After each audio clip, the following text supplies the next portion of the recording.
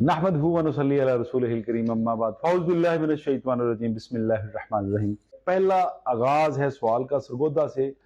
कुर्रतुल ऐन बेटी हैं, मुझे रात को सोते हुए डर लगता है, सांस बंद होने लगता है, उठने लगूं तो ऐसे लगता है कि उठा नहीं जा रहा, बीपी बिल्कुल लो हो जाता है, ठंडे पसीने आते हैं। बेटे बिल्कुल ये रूहानी आवाज आता है। इसको हम जो है ना मेडिकली लैंग्वेज में हम इसको स्लीपिंग पैरालाइज कहते हैं। सोते हुए दबाव पड़ जाना, ना बोला जाना, ना उठा जाना, ना हिला जाना, इवन कि बंदा जाग जाता है, आसपास की आवाजें महसूस कर रहा होता है लेकिन उससे उठा नहीं जाता। उसको ऐसे लगता है लाखों मनोबोझ जो है ना मेरे छाती के ऊपर आ गया और मूवमेंट हमा किस्म की रुक जाती है, सुन सकता हूँ, बोल नहीं सकता। कुर्रतुल ऐन बेटी, सीधी सीधी बात पुत्र ये है कि आपके घर में जिन्नात हैं और ये जिन्नात बेटे आपके ऊपर दबाव डालते हैं, और अल्लाह आलम वो दबाव और जिन्नात किसी ने भेजे हैं या खुद साखता है ये तो रब ही जानता है, या उनको तलब किया जाए तो फिर पता चल सकता है। और दूसरा बेटे ये मैं पूछता हूं कि आपके अलावा घर में किसी और को कोई भी प्रॉब्लम हो तो कोशिश करिए, मैं एक छोटा सा आपके सामने एक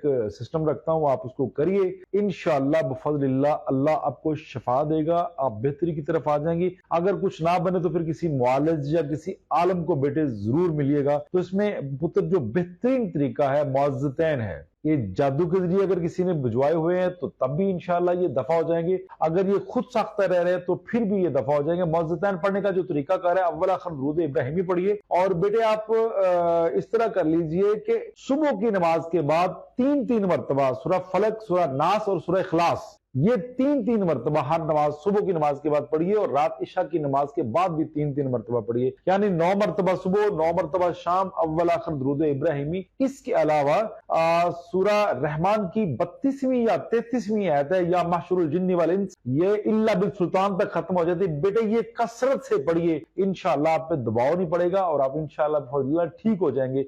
बाकी जो बीपी लो होता है, मैं भी बेटे उसमें आपकी कोई मेडिकल इशू हो, वो आप किसी डॉक्टर को चेक करवाइए, किसी हकीम को चेक करवाइए, इंशाअल्लाह अल्लाह आपको फायदा देगा। ये आगे चलते हैं हसन वड़ाइच बिहाड़ी से। हसन वड़ाइच बिहाड़ी से हैं, ये कहते हैं कि मैं जब भी कोई कारोबार शुरू करता हूं तो मुझे अजीब ख्वाब वसवसे आते हैं। मैं पूरे इत्मीनान के साथ शुरू करता हूं लेकिन नुकसान हो जाता है। प्यारे भाई, सबसे पहली बात तो यह है, नबी सल्लल्लाहु अलैहि वसल्लम ने फरमाया कि अल्लाह के साथ सौदा कर लो, अल्लाह के साथ कमेटी डाल लो, गुरबा को खिलाओ पिलाओ, दूसरों की मदद करो, सदका करो अल्लाह की राह में उसके दिए हुए माल से। कभी भी ऐसा नहीं होगा। आपको जब भी कोई वसवसा आए, जब भी आपको कोई प्रॉब्लम आए तो बिस्मिल्लाह पढ़ के देखिए। महज अगर आपको ख्वाब आते हैं, ख्वाब हमारी दीन का एक हिस्सा है, हम ख्वाब को महज ख्याल नहीं तस्वर कर सकते, लेकिन कुछ लोग ऐसे हैं कि जिनको ख्याल ख्वाब की तरह आते हैं और वो अपने ख्याल को ख्वाब समझ लेते हैं। एग्जाम्पल के सुबह मैंने कहीं ट्रेवल करना है, रात को मैंने अगर ख्वाब में देख लिया, मेरा जो प्लान था मैंने को देख लिया, तो मेरा ख्याल है कल मैं कहीं से होके आया हूं और वो मैं ख्वाब में देखता हूं तो वो मेरा ख्याल है। देखिए मेरी सोच से हट के जो आता है वो ख्वाब है, और कुछ लोगों को ख्वाब याद रहते हैं, कुछ को ख्वाब याद नहीं रहते। मेरा आपको ये मशवरा है हसन वड़ैच कि आप 5 गना नमाज अदा करिए, सदका दीजिए और गुरबा को खाना खिलाइए, इंशाअल्लाह बिफज़लिल्लाह ये वसवसे दफा हो जाएंगे। और इसके साथ साथ जो सूरह नास कसरत से पढ़िए, इसकी जो आखिरी आयत है, सेकंड लास्ट जो आयत है, अल्लज़ी युवस्विसु फी सुदूरिन नास मिनल जिन्नति वन नास, ये कसरत से पढ़िए, बल्कि पूरी सूरत पढ़ लेंगे तो कोई बड़ी सूरत तो नहीं है, कसरत से पढ़ेंगे तो इंशाअल्लाह बिफज़लिल्लाह मैं बावसूख जरिए से कहता हूं आप इजी रह सकते हैं। और एक छोटी सी बात बताऊं कि अल्लाह के सिवा कोई कुछ कर सकता है? जब मेरा रब मेरे पास है, मेरे साथ है, मेरे दिल में उसका ठिकाना है, तो मैं क्यों जिन्नात से डरूं, क्यों मैं ऐसी चीजों के वसवास लूं?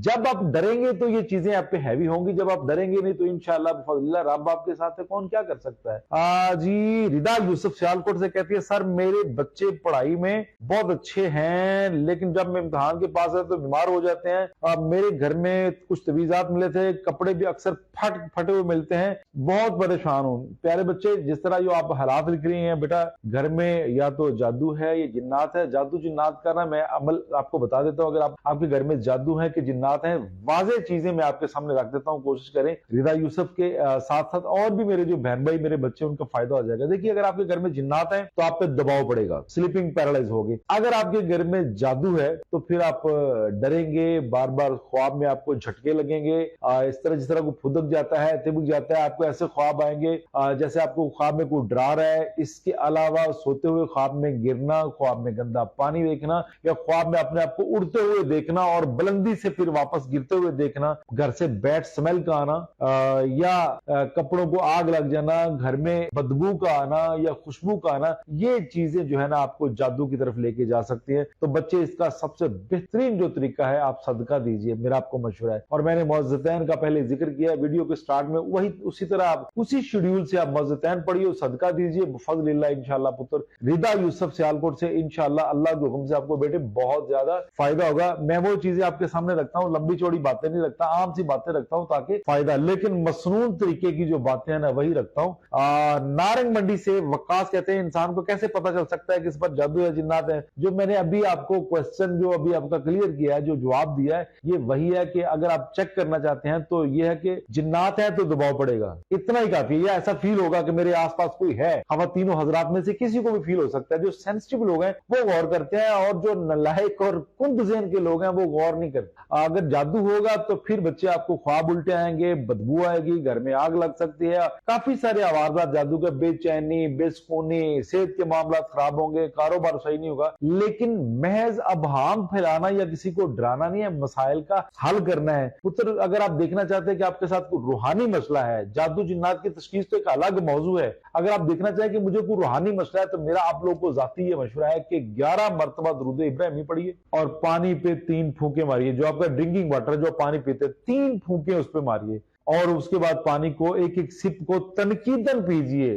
अगर आपको उस पानी में कोई चेंजिंग नजर आए, उसके जायके में कड़वाहट हो या खारापन हो या कोई भी मीठा हो, तो फिर ज़हन में रख लीजिए। अगर जायका चेंज होता है आफ्टर दुरूद पढ़ने के, दम करने के, तो फिर ज़हन में रख लीजिए कोई ना कोई जादू या जिन्नात का जो मसला है। लेकिन आप खुद मुआलिज ना बनिएगा, कोशिश करिए किसी मुआलिज के पास जाइए। हमारे यहाँ ये कहा जाता है कि भाई खुद ही दम कर लो, ये सारा कुछ हो जाता है। तो जो स्पेशलाइज करते हैं डॉक्टर, वो किस लिए करते हैं? अल्लाह ने ये फर्क रखा हुआ है, ज़हन में रख लिए। कुछ लोग हैं जो आम डॉक्टर होते हैं, कुछ ने स्पेशलाइज किया होता है, तो मखसूस और खास डॉक्टर होते हैं। घर में बैठ के बेशक सारे इंसान काम कर सकते हैं, लेकिन जिसका काम है उसी को साजे। जिस तरह मौलवी कहता है कि मेरे बगैर कोई जनाजा नहीं पढ़ाएगा, ये वैसी बात ही है। आजकल मैं किसी के खिलाफ नहीं हूं, लेकिन मैं हंसता हूं, सुन के ना चीजें मैं हंसता हूं। नेक्स्ट क्वेश्चन आ गया कासम इकबाल उकाड़ा से, कहते हैं मैं रात को सोते हुए तिबक जाता हूं और ऐसा लगता है कि मेरे पास कोई है और ख्वाब में जानवर दिखाई देते हैं और मैं डर जाता हूं। प्यारे भाई, अगर तो ख्वाब में भैंसे नजर आए तो ये चुड़ैले हैं। अगर ख्वाब में किसी को भी भैंसे नजर आती हैं तो ये नॉन मुस्लिम जो है ना चुड़ैले हैं, जो इंसानों को तंग करती हैं। और रात को सोते हुए अगर आप तिबक जाते हैं तो यकीन रखिए ये जादू के जरिए आप पे चीजें मुसल्लत की गई है। आप अपना सदका दीजिए, मौज़तैन को पढ़िए। अगर आप मौज़तैन पढ़ते हैं तकवे से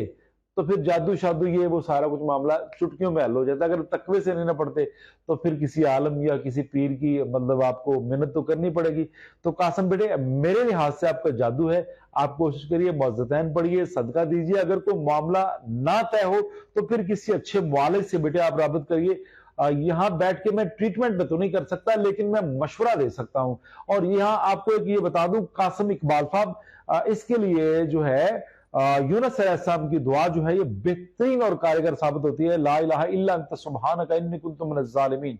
इसको कसरत से मेरे भाई पढ़िए, कसरत से, इंशाअल्लाह बिफज़लिल्लाह अल्लाह के हुक्म से आपको फायदा होगा। ये कासम इकबाल उकाड़े सर, इजाजुल हक लाहौर से। सर मेरे बेटे को दौरे पड़ते हैं, जिस्म अकड़ जाता है, मुंह से झाग निकलती है, कुछ देर बाद खुद ठीक हो जाता है। मेरा बेटा बहुत अजीबो गरीब बातें करता है और बदतमीजी करता है। प्यारे भाई, जो आपने ये तशखीस पूरी आपने कर दी। आपने कहा कि मेरे बेटे को दौरे पड़ते हैं, फिट्स पड़ते हैं।